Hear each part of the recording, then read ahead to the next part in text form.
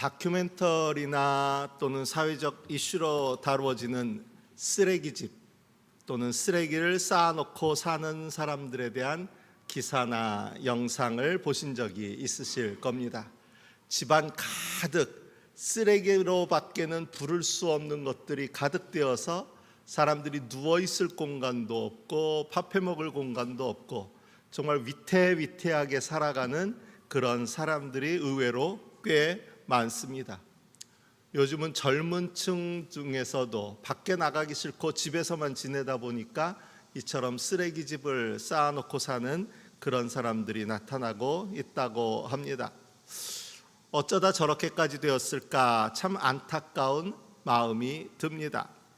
이런 문제들은 물론 사회적 관심이 필요한 사안이지만 그 현상만을 단순하게 생각하면 버릴 것을 버리지 못하고 지켜야 할 것을 지키지 못한 것이다 라고 생각할 수 있습니다.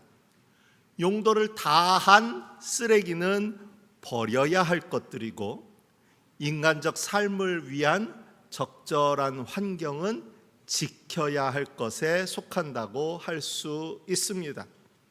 그런데 주변을 둘러보면 이 둘이 혼동되어서 정작 버려야 할 것은 버리지 못하고 또 지켜야 할 것은 지키지 못해서 문제가 되는 경우를 볼 수 있습니다. 이것은 더더군다나 신앙의 영역에서 매우 중요한 문제가 될 수 있습니다. 믿음의 조상인 아브라함을 부르신 하느님은 그에게 그의 조상의 땅을 떠나 하느님이 말씀하시는 땅으로 갈 것을 명령하십니다. 이집트 노예였던 이스라엘을 불러내신 하느님은 그들이 이집트 땅에서 따르던 모든 삶의 가치들을 버리고 하느님을 선택하며 하느님이 주시는 율법을 지키고 살아갈 것을 명령하십니다. 하느님이 약속하신 가나안 땅에 도착한 이스라엘을 향해서도 하느님께서는 한결같이 그들이 그 땅 백성의 길을 떠나 하느님이 주신 말씀을 지키며 따를 것을 요구하십니다. 이처럼 떠나고 버려야 할 것은 버리고 지키고 붙잡아야 할 것은 지키는 것이 신앙의 기본이 되어야 합니다.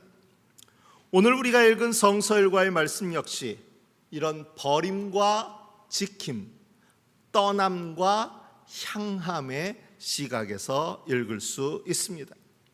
먼저 살펴볼 말씀은 이사야서의 말씀입니다.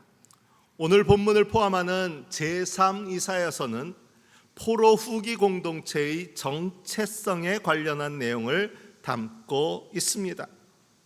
바벨론 포로에서 귀환한 이스라엘 백성들의 삶은 겉으로 보기에는 아무런 문제가 없었습니다.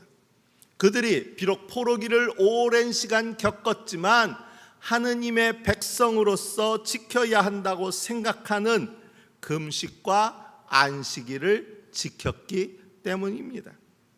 그러나 그것이 곧 그들의 그들이 정말 하느님의 백성이라는 그 정체성을 보장하는 것은 되지 못했습니다. 제가 종종 드리는 말씀처럼 주일날 교회에 와서 예배 드렸다고 해서 그랬다고 해서 우리가 정말 하느님의 백성이고 하느님의 자녀이고 성도라는 것이 보장될 수는 없다는 말씀처럼 이스라엘 백성들이 금식하고 안식일을 지켰다는 것만으로는 그들이 하느님의 백성이라는 온전한 정체성을 나타낸다고 이야기할 수 없다는 이야기입니다. 본문에 앞선 58장 2절에서 주님은 예언자의 목소리를 빌려 그들의 이런 행위는 금식하고 안식일을 지키는 일은 결코 주님이 바라시는 것이 아님을 말하고 있습니다. 그들이 마치 공의를 행하고 하나님의 규례를 저버리지 않는 민족이나 되듯이 날마다 나를 찾으며 나의 길을 알기를 좋아한다. 언뜻 읽어보면 굉장히 좋은 말씀으로 긍정적인 표현으로 읽어지지만 그들이 금식을 하고 안식일을 지킨다는 그것만으로 마치 공의를 행하고 있고 하나님의 규례를 저버리지 않는 민족이 된 것처럼 행동한다는 비판의 말씀입니다. 그들이 금식하고 안식일을 지키기만 하면 공의를 행하는 것이고 하느님의 규례를 지키는 것으로 착각했다는 말입니다. 그러나 하느님은 금식하고 안식일을 지키는 것만으로는 주님의 공의를 행하고 하느님의 규례를 지키는 것이 되지 못한다고 말씀하십니다. 금식은 물론 먹는 것을 멈추는 일입니다. 신학교를 다닐 때 우리 신학생들 사이에서 농담처럼 금식에 능한 사람들이란 표현을 했습니다.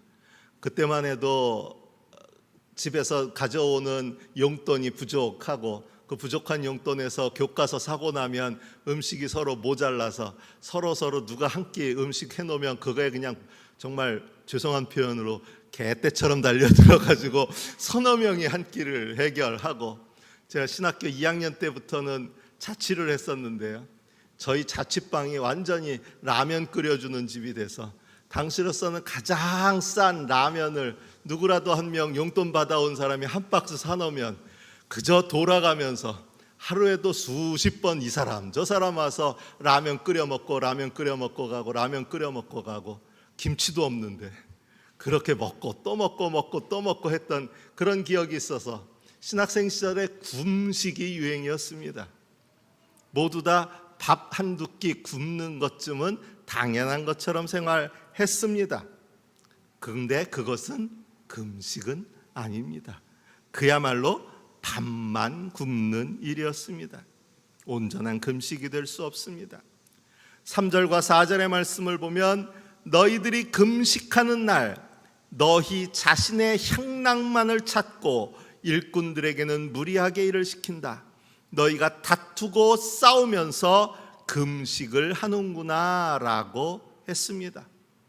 그들도 밥은 굶었는지 모르지만 향락을 멈추지 않고 일꾼들을 부리는 일도 멈추지 않고 다투고 싸우는 일도 멈추지 않는 그런 금식이었기에 이것은 그야말로 금식일 뿐이라는 이야기입니다.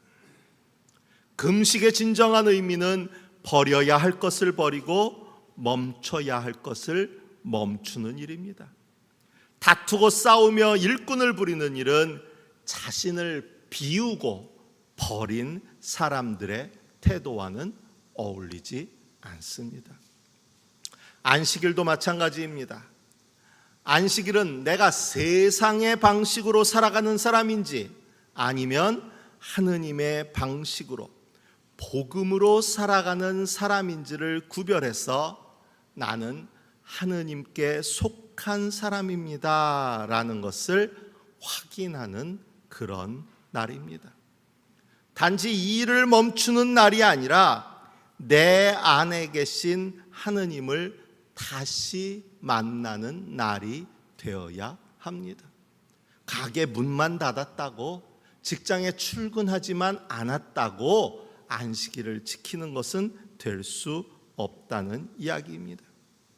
우리가 내 안에 계신 그 하느님을 다시 만나고 나는 하느님께 속한 사람입니다를 다시 회복할 때, 그때 그 날은 정말 즐거운 날이 되고 존귀한 날이 될 수 있습니다.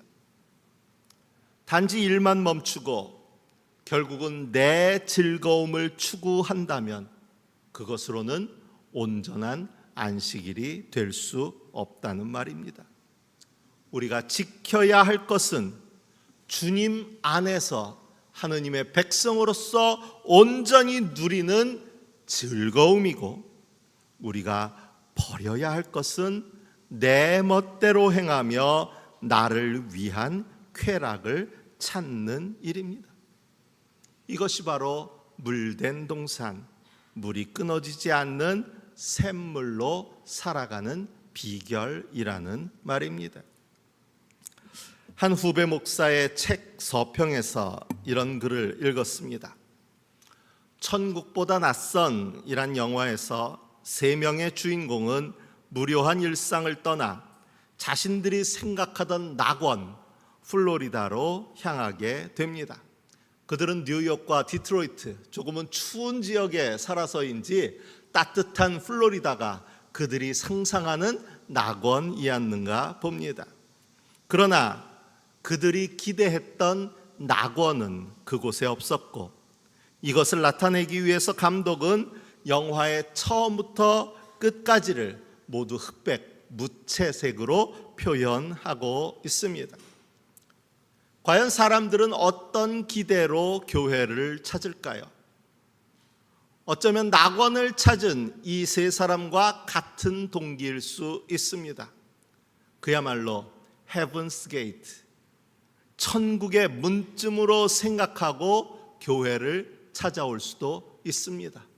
교회는 좀 다르겠지 하는 기대를 갖고 온다는 말입니다. 그런데 그래서일까요? 많은 사람들이 교회도 별반 다르지 않다고 실망합니다. 세상에서 교회로 장소를 옮겨도 세상과 다르지 않은 가치관이 지배하는 그 모습에 실망한다는 말입니다. 부자가 대접받고 사회적 명망가가 대접받고 나 같은 사람은 누구 하나 거들떠보지도 않고 여전하다면 교회를 찾아와 봤자 그게 그거네 하고 실망만 할 뿐이라는 이야기입니다. 그 목사님이 소개했던 신약학자 DJ 굽타의 기독교, 로마를 뒤흔든 낯선 종교라는 그 책에서 초기 그리스도인들은 어두운 세상에서 다른 빛깔을 지니고 있었음을 말하고 있습니다. 1세기에 우리가 흔히 이야기하는 초대교회는 매우 낯설고 이상한 방식으로 그 빛을 드러냈다는 것입니다. 모두가 무채색처럼 보이는 그 한가운데 교회만큼은, 1세기 초대 교회만큼은 누구에게나 눈에 띄일 만한 밝은 빛을 보여줬다는 말입니다. 그러나 세월이 지나며, 제 표현을 덧붙이자면 기득권에 편승하며 교회는 마치 빛바랜 사진처럼 점점 그 매력을 잃어갔습니다. 굽타는 오늘날 미국의 상황에서 교회가 역겨울 정도로 세상과 똑같아졌다는 이야기까지 듣는다고 말합니다. 저는 이 말을 들으며 우리 교단의 현 상황을 생각하게 되었습니다. 우리 교단은 작지만 참 다채로운 빛을 발하던 그런 교회였습니다. 미국에 있을 때 교수들과 대화할 때면 PROK, 우리 교단을 서구권에서는 PROK라고 부르거든요. PROK, 너희랑은 말이 통해서 참 편하다라는 말도 많이 들었고 그때마다 우쭐한 기분도 느꼈습니다. 여전히 영남 지역에서는 기장이 뭐예요? 이단 아니에요? 라는 말까지 듣는, 여전히 약소하고 어쩌면 낯선 교단이지만 그래도 역사의 순간순간마다 그 빛을 환하게 비추던 교단이 바로 우리 기장이었습니다. 그러나 작금의 우리 교단은 이 책을 썼던 굽타 교수의 말을 빌리자면 역겨울 정도로 다른 교회들과 똑같아졌습니다. 여기서 다른 교회라고 얘기하면 우리를 제외한 모든 교회들이 다 잘못됐다라는 얘기가 아니라 굽타 교수가 비판했던 세상의 문화에 동조된 그런 교회들과 기장교회가 별반 다르지 않아졌다는 이야기입니다. 이 교수는 세상의 문화에 동조된 미국의 기독교를 이런 말로 아주 신랄하게 비판합니다. 교회가 때로 착취, 탐욕, 나르시시즘, 극단적인 개인주의, 성차별, 계급주의, 민족주의, 인종차별 등 미국 문화의 가장 어두운 악덕을 전시하고 조장하고 있다. 오늘 우리 한국 사회에서도 많은 교회들이 이런 경향들을 보여주고 있지 않습니까? 그러나 교회의 출발은 결코 그런 모습이 아니었습니다. 이 굽타 교수는 당시의 로마 사회에서 초기 그리스도인들이 얼마나 그리고 어떻게 이상했는지 그 독특함에 주목합니다.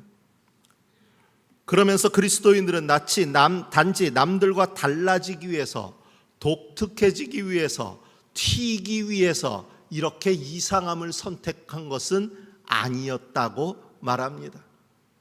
저는 이 책의 요 다음 구절이 굉장히 찌릿한 느낌을 가졌습니다. 그들은 그저 믿는 대로 살았을 뿐이었다.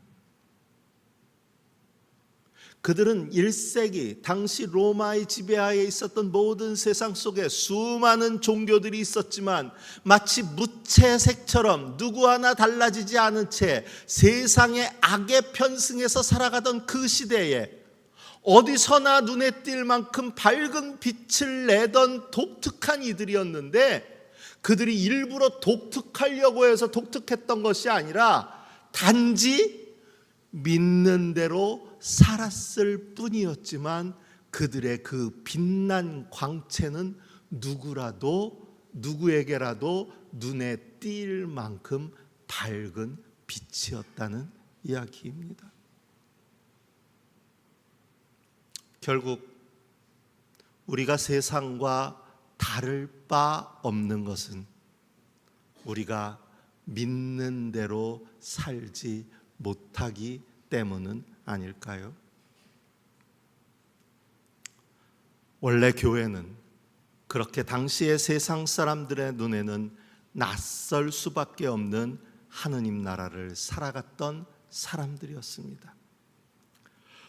복음서의 말씀에서 우리는 색이 바랜 사람들, 버려야 할 것을 버리지 못하고 그것에 붙잡혀 오히려 붙잡아야 할 것을 놓치고 있는 사람을 만나게 됩니다. 오늘 본문에서 예수님은 안식일에 회당에서 성경 말씀을 가르치고 계셨습니다. 안식일에 유대인들은 하느님의 말씀을 듣고 그것을 통해 깨달음을 얻고자 했습니다. 그러나 그들은 정작 말씀을 깨닫기는 원했는지 모르지만 말씀을 통해 하느님의 마음을 깨닫는 일에는 실패하고 있습니다. 그들 주변에는 누구의 주목도 받지 못했던 한 여인이 있었습니다. 그녀는 18년 동안 등이 굽은 채로 살아야 했던 여인입니다. 예수님은 긍휼의 마음으로 이 여인을 주목하여 보셨고 그녀를 질병과 귀신의 매임에서 자유하게 하셨습니다. 그야말로 이 안식일이 주님 안에서 즐거운 날, 존귀한 날이 되는 순간이었다고 할 수 있습니다. 그러나 사람들의 시각은 왜곡되어 있었습니다. 결국 그들은 안식일 법이라는 규정에 사로잡혀서 기뻐하고 즐거워해야 할 일을 놓치고 있습니다. 법과 규정, 제도와 간습은 시대에 따라 변할 수밖에 없지만, 그래서 때로는 놓아 버려야 하지만 고통받는 사람을 향한 연민과 배려는 하느님의 마음은 시간을 초월하여 우리가 지켜야 할 가치입니다. 그들은 그렇게 버려야 할 율법 전통은 버리지 못하고 지켜야 할, 붙잡아야 할 하느님의 마음을 붙잡는 일에는 실패하고 있습니다. 주보에 옮겨놓은 프란시스코 교황의 행복 메시지는 우리가 붙잡아야 할 하느님의 마음을 잘 보여주고 있습니다. 지면 관계상 전부를 옮겨놓지는 못했는데 여러분 한번 찾아보시면 참 감동을 주는 그런 말씀입니다. 그 중에 저는 특히 이 한 구절이 마음에 와닿았습니다. 나로 인해 다른 사람이 행복했을 그때가 가장 행복한 때다. 그런가요? 아니요. 세상은 결코 그렇다고 말하지 않습니다.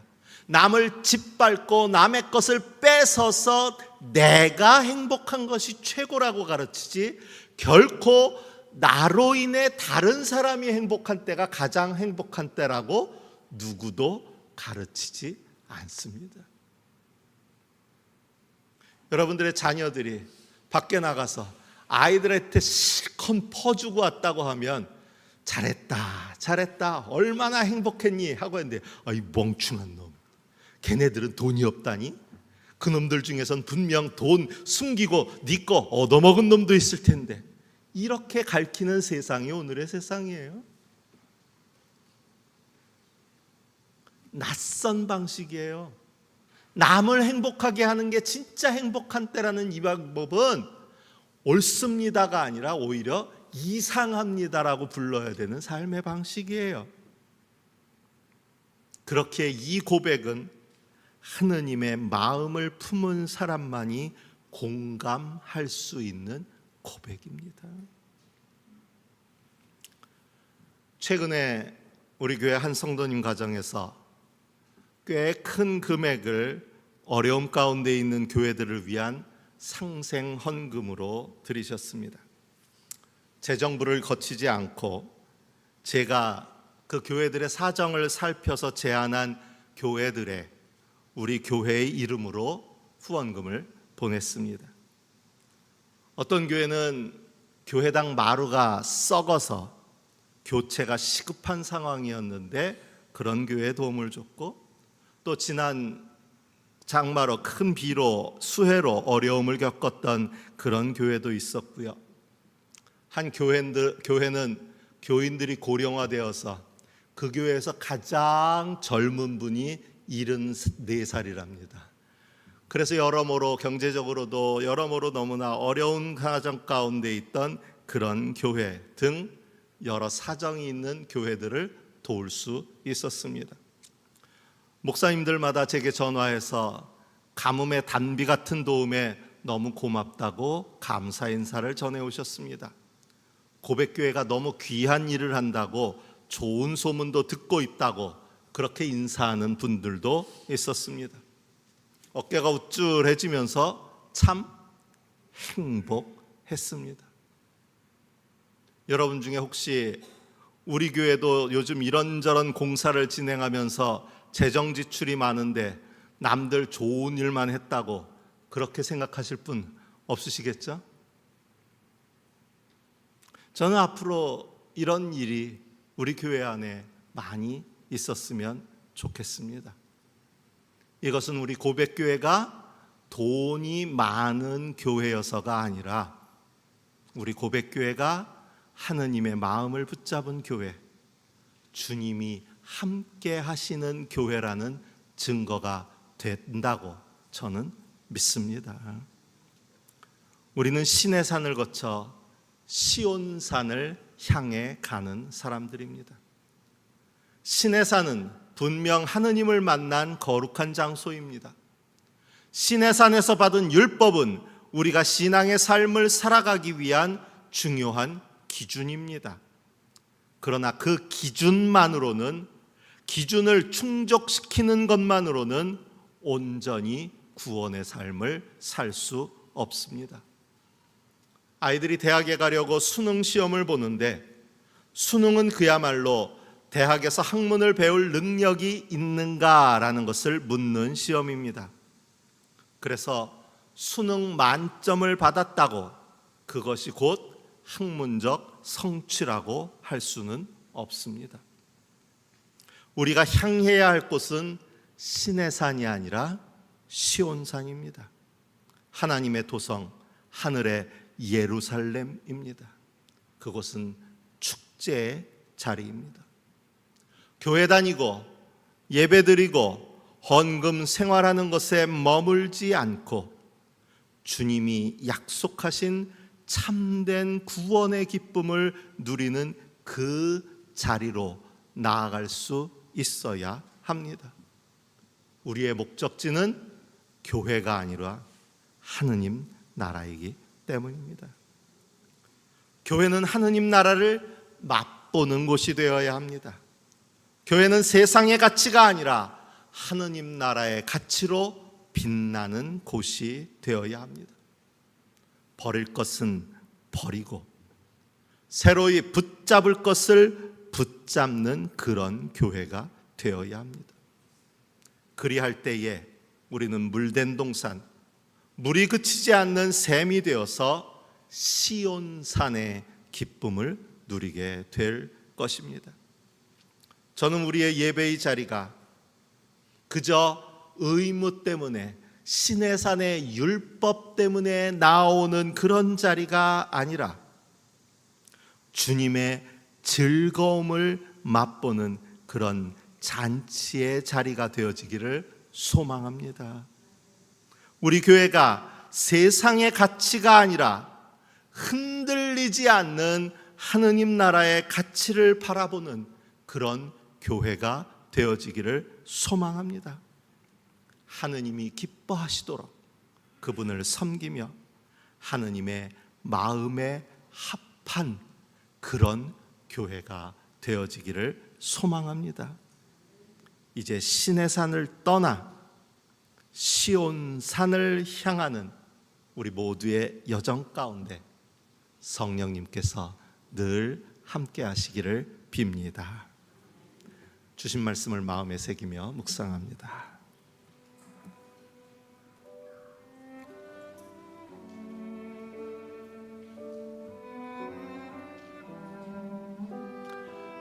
너는 마치 물된 동산처럼 되고 물이 끊어지지 않는 샘처럼 될 것이다. 너는 주 안에서 즐거움을 얻을 것이다.